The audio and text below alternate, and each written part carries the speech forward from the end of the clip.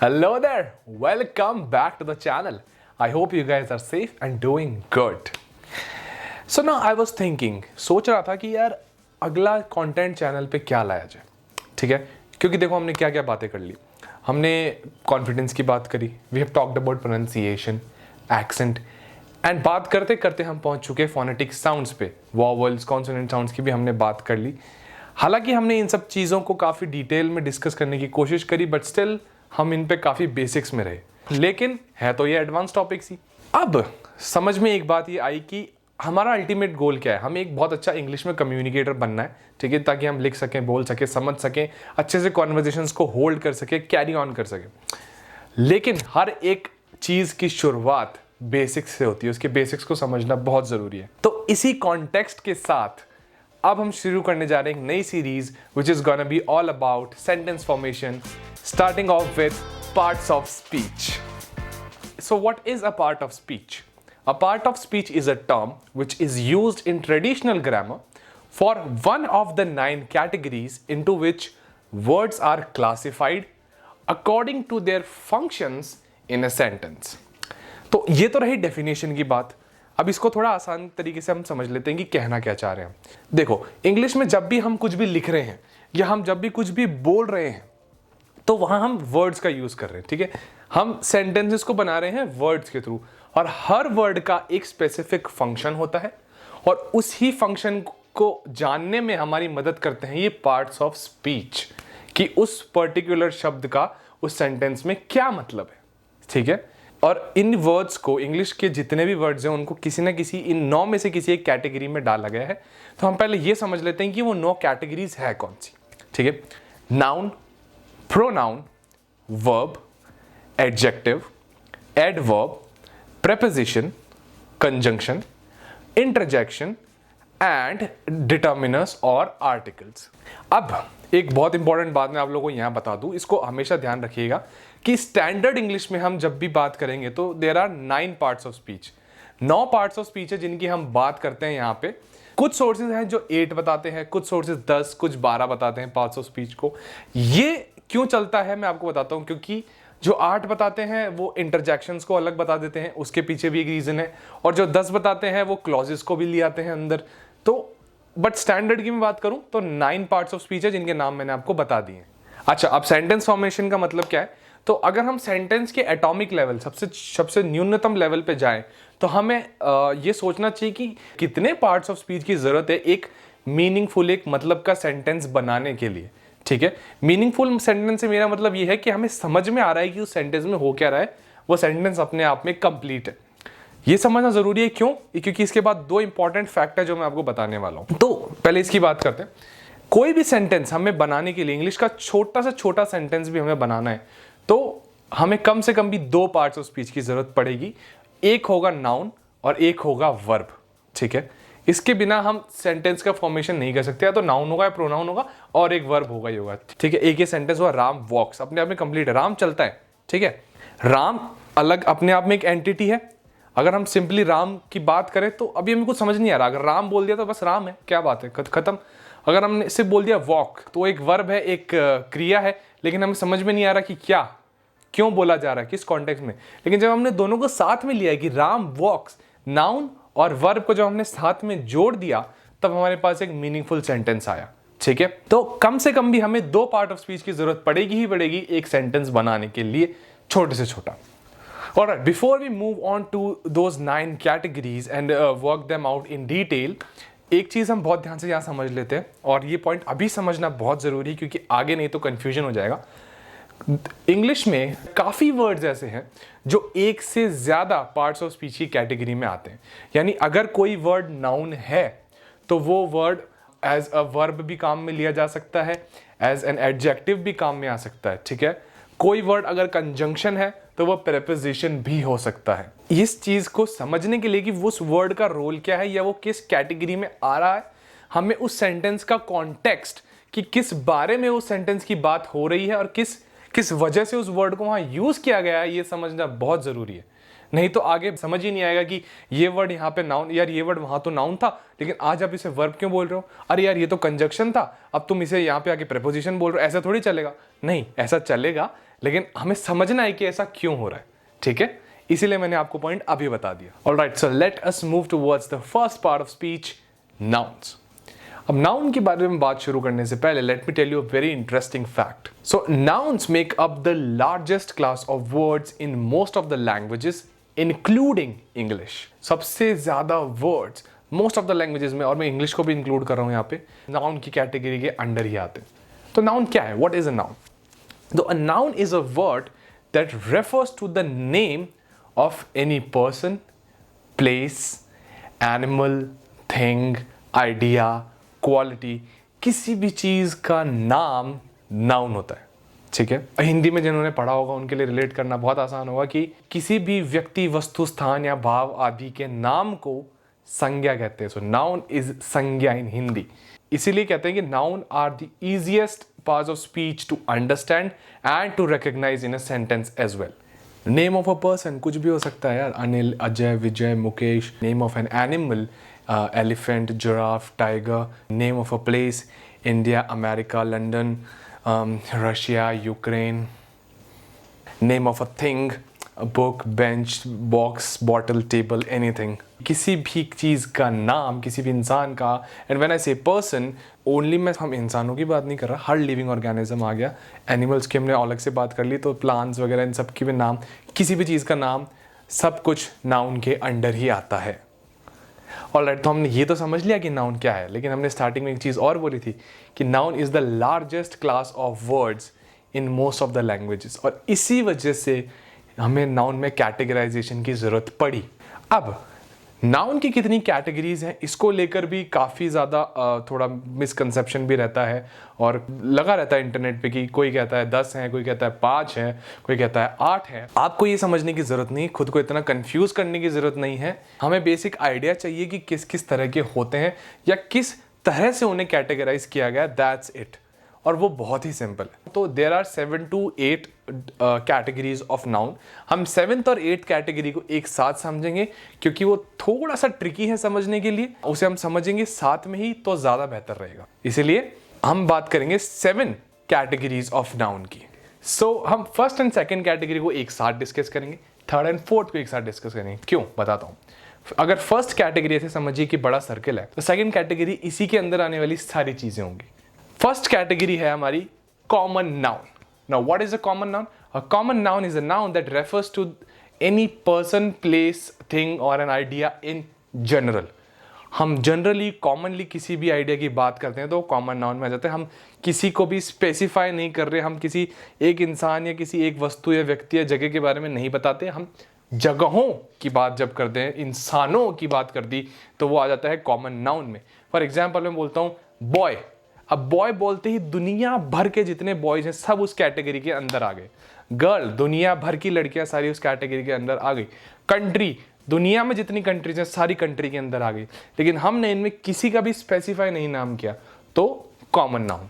Proper noun उसी तरफ ये बताता है। प्रॉपर नाउन क्या है? It is a proper particular name of a person, place, thing और एन आइडिया। अगर कॉमन नाउन बॉय है तो प्रॉपर नाउन किसी भी लड़के का नाम हो सकता है जिसे भी हम बताना चाहते हैं, लाइक जेम्स फॉर एग्जाम्पल। अगर कॉमन नाउन गर्ल है तो proper noun let's say Beki.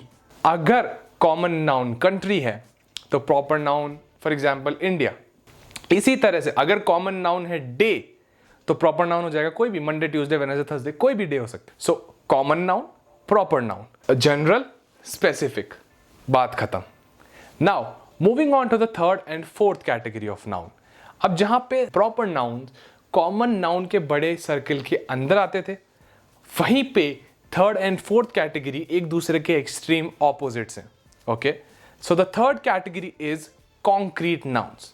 A concrete noun is a noun that refers to a person or a thing that exists physically, okay, and can either be seen, touched, smelled, heard or tasted. यानी concrete noun के अंदर आने वाली सभी चीज़ों को की एक फिजिकल फॉर्म होती है, और उनमें से आप कोई भी चीज़ को या तो छू सकते हो, या देख सकते हो, स्मेल कर सकते हो, सुन सकते हो या टेस्ट कर सकते हो। ठीक है, हमारे 5 सेंसेस की मदद से अगर आप उन चीज़ों को एक्सपीरियंस कर सकते हो, कॉन्क्रीट नाउन। इसी के अगेंस्ट में आ जाता है abstract noun. It is a noun that refers to the things or the ideas or the qualities that do not exist physically and can neither be seen, touched, smelled, heard or tasted. यानी abstract noun के under आने वाले सभी चीज़ों को, सभी ideas को, qualities को ना तो आप देख सकते हो, ना छू सकते हो, ना सूंघ सकते हो, ना सुन सकते हो और ना टेस्ट कर सकते हो. इनकी कोई फिजिकल फॉर्म नहीं होती. एग्जाम्पल से समझते हैं. कॉन्क्रीट नाउन छू सकते हैं हम, जैसे dog, cat, a person, building, rain, बारिश, छू सकते हो पानी को. कॉफी सूंघ सकते हो, टेस्ट कर सकते हो. ट्यून, कोई भी म्यूजिक की ट्यून है, सुन सकते हो. These are all concrete nouns. उसी जगह पे एब्स्ट्रैक्ट नाउन की बात करते हैं. Truth, happiness, danger, humour. अब ये क्वालिटीज हैं, इनकी कोई फिजिकल फॉर्म नहीं. आप नहीं कहोगे मैंने आज खुशी को छुआ या फिर मैंने आज हंसी को छुआ, खतरे को चखा. You can not taste danger. तो ये बस वो क्वालिटीज है, वो आइडियाज जिनको आप महसूस कर सकते हो. इनकी कोई फिजिकल फॉर्म नहीं है. Abstract nouns. Now fifth category of noun, collective nouns. Collective noun refers to the group of people और थिंग्स. ठीक है, जब भी हम चीजों की, लोगों की बात ग्रुप में करेंगे तब जिन वर्ड्स का हम यूज करेंगे वो होंगे collective nouns. Group of people, they are sitting together in a stadium or they are sitting together in a theater watching a movie or a drama show or some kind of a show. तो हम उन्हें क्या बोलेंगे? An audience. इसी तरह से हम बात करते हैं a group of people in an organization working towards a goal. किसी भी काम को जब लोग मिलके कर रहे हैं तो उन्हें क्या बोलेंगे? A team, a squad, a panel of judges. ठीक है, जितने भी जज हैं उनका एक पैनल होता है, उन्हें हम क्या कहते हैं? Jury. So these are the examples of collective noun. American English में कलेक्टिव नाउन्स को सिंगुलर ट्रीट किया जाता है एंड उनके साथ सिंगुलर वर्ब को ही यूज किया जाता है. एक एग्जांपल से बताता हूं. The whole family was at the table. अब यहाँ फैमिली को एक सिंगुलर नाउन की तरह ट्रीट किया गया, इसलिए उसका एक सिंगुलर वर्ब का फॉर्म लगाया गया, वॉज. अब जब हम ब्रिटिश इंग्लिश की बात करते हैं तो वहां पे ये सेंटेंस तो सही है ही है, लेकिन ब्रिटिश इंग्लिश में कलेक्टिव नाउन्स को प्लूरल भी ट्रीट करते हैं और उन्हीं के साथ प्लूरल वर्ब्स को यूज भी किया जाता है, जैसे the whole family were at the table. तो ब्रिटिश में वर एंड वॉज दोनों सही हैं, लेकिन अमेरिकन इंग्लिश की जब हम बात करते हैं तो सिर्फ और सिर्फ वहां पे सिंगुलर ट्रीट करके सिंगुलर ही वर्ब को यूज किया जाता है. एक इंटरेस्टिंग फैक्ट मैंने सोचा आपको बता दूं.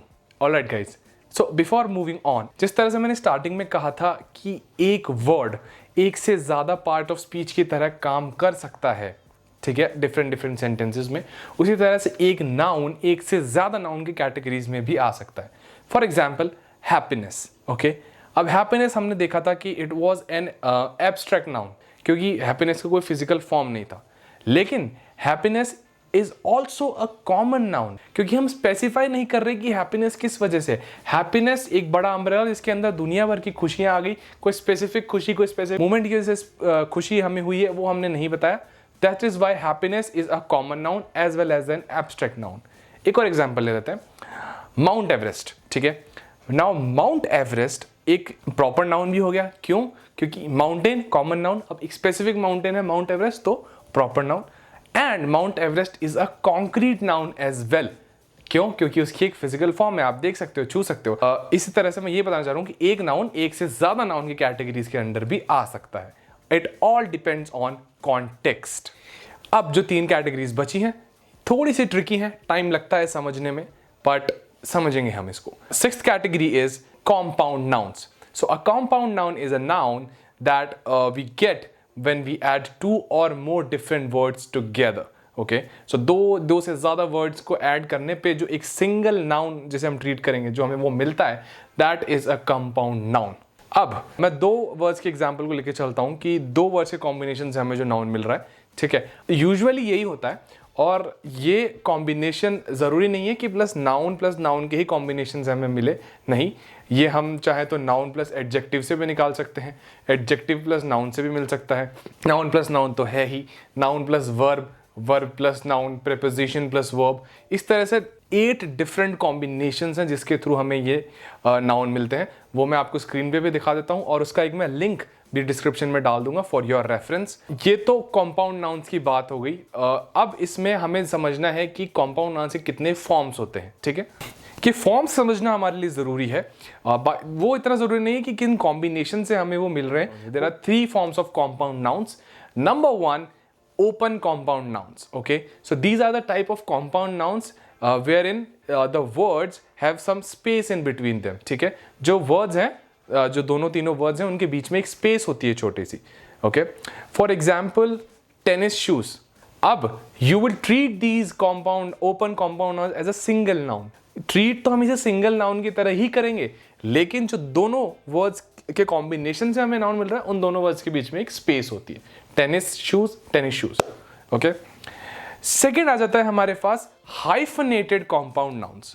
Hyphenated compound nouns are those wherein there is a hyphen between the words. Okay, जो दोनों वर्ड्स होंगे उनके बीच में एक हाइफन होगा। Six sense, fire flies. समझ में आ रही है आपको? तीसरी फॉर्म आ जाती है हमारे पास closed compound nouns, the most common form of compound nouns. ठीक है, तो इसमें क्या है? There is no space between the words. Okay, blackboard, haircut, sunrise, breakfast. I hope it's clear now. And with that guys we are left with the last 2 categories of noun. अब ये 2 categories तो हैं, लेकिन मैं इनको एक साथ समझा रहा हूं क्योंकि वो बेटर तरीका है। इसको अलग अलग करके एक कंफ्यूजन क्रिएट हो जाता है बिना मतलब में, तो इसलिए इनको साथ में समझना ज्यादा बेहतर है।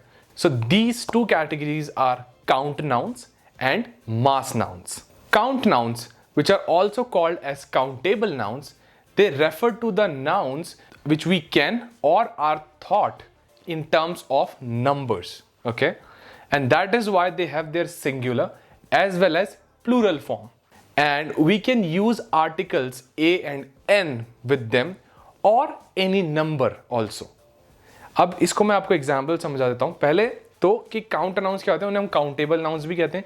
और ये वो नाउन्स होते हैं जिनको हम जनरली नंबर्स की फॉर्म में सोच सकते हैं या पढ़ सकते हैं या लिख सकते हैं, और इसी वजह से इनकी एक सिंगुलर फॉर्म भी होती है या फिर इनकी प्लूरल फॉर्म भी होती है, जहाँ ये एक से ज़्यादा भी हो सकते हैं। इनके साथ हम आर्टिकल्स ए और एन का इस्तेमाल कर सकते हैं या फिर इनके साथ किसी नंबर का भी इस्तेमाल कर सकते हैं इनकी क्वांटिटी बताने के लिए।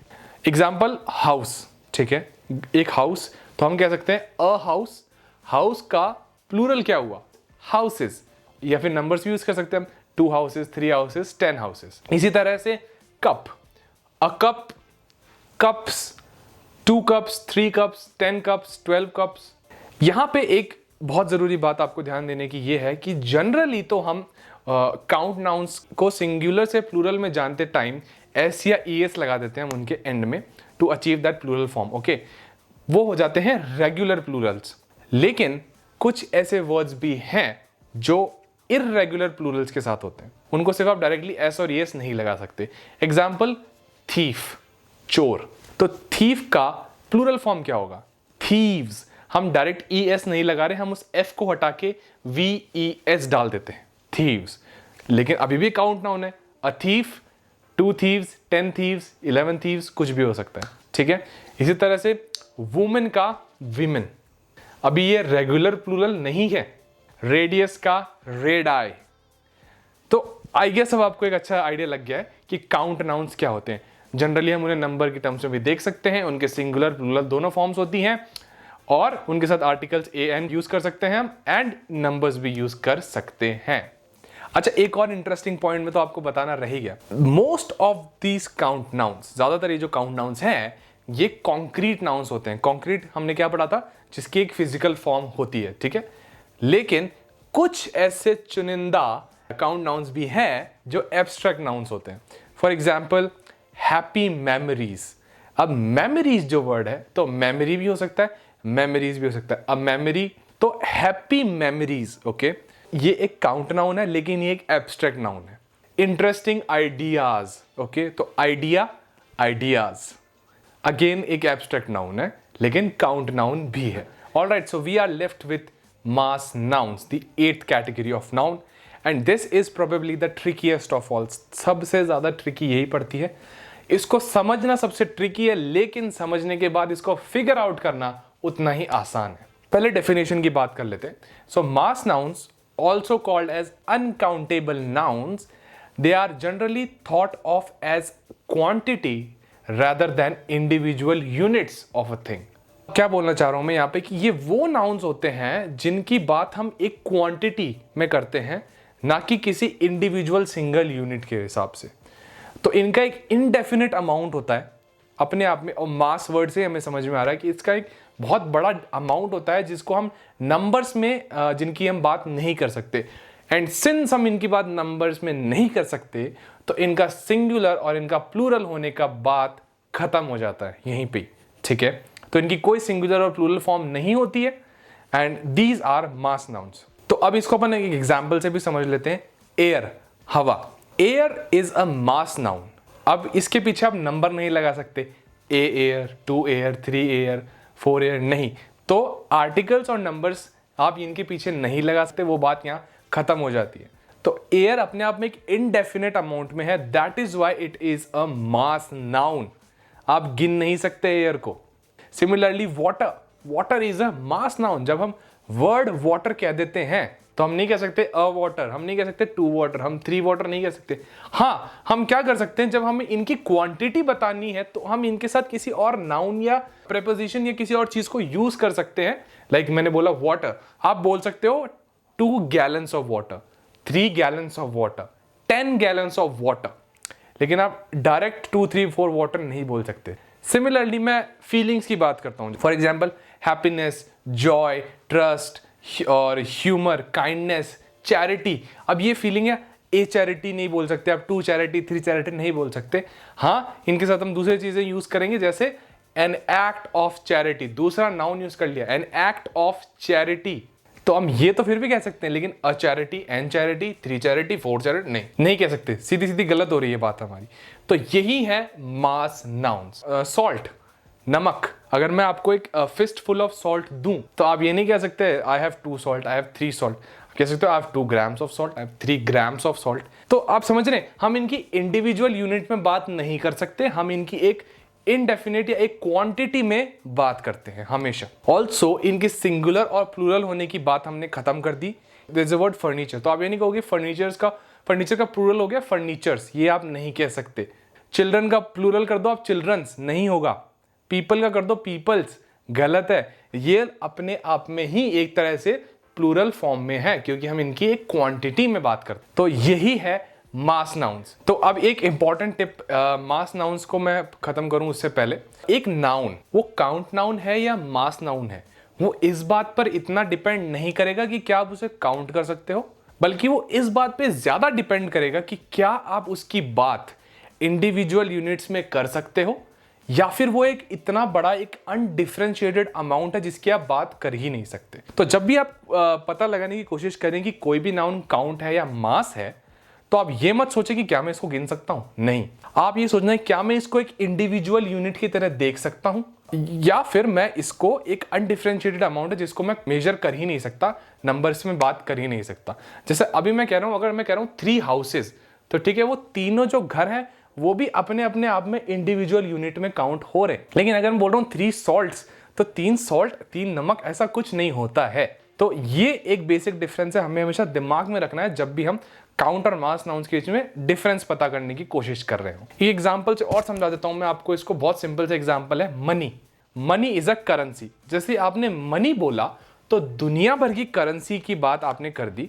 अब इसके अंदर कुछ भी आ सकता है, इंडियन नेशनल रुपी भी आ सकता है, इसके अंदर डॉलर भी आ सकता है, इसके अंदर साथ में आपके दिरहम भी आ सकते हैं। तो आप ये नहीं कहोगे कि आई हैव 100 मनी, आप ये कह सकते हो आई हैव 100 डॉलर्स। तो मनी मास नाउन जिसको आप काउंट नहीं कर सकते, हाँ, लेकिन rupees, dollars and all they are count nouns जिनको आप काउंट कर सकते हो, जिनके साथ नंबर एसोसिएट कर सकते हो। थोड़ा ट्रिकी है, कॉम्प्लिकेटेड है, मैं भी मानता हूं, मेरे को समझाने में भी इसको दिक्कत होती है, लेकिन आराम से समझेंगे तो इस बहुत आसान है इसे समझना। Alright, so we are done with this video. इस वीडियो में सिर्फ हमने पार्ट्स ऑफ स्पीच और नाउन्स की बात करी। आगे आने वाले पार्ट्स ऑफ स्पीच की बात हम और वीडियोस में करते रहेंगे, क्योंकि हम हर एक को डिटेल में समझेंगे, इसलिए I am gonna make a series of it, और उसको एक प्लेलिस्ट बना दूंगा, ताकि आपको जब भी पार्ट्स ऑफ स्पीच समझना हो, you have to just go through the whole playlist और आपको सब क्लियर हो जाएगा। So stay tuned for that. And with that, guys, I conclude this video for you all. I hope it was worthwhile your time. It was a value addition to you. कुछ ना कुछ आपने नया सीखा आज. और अगर आपको मेरा काम पसंद आया है तो प्लीज़ वीडियो को लाइक करें, से सब्सक्राइब टू द चैनल. और कुछ भी आपके कमेंट्स हैं, कॉम्प्लीमेंट्स हैं, सुझाव हैं, सजेशंस, एनीथिंग, कमेंट्स में प्लीज़ लेट मी नो. और वीडियो शेयर करें किसी भी इंसान के साथ जिसको आपको लगता है कि हेल्प हो जाए. With that, I hope to see you all in the next one. Stay tuned, stay safe. Thank you for listening to me. Bye bye. Take care. Cheers.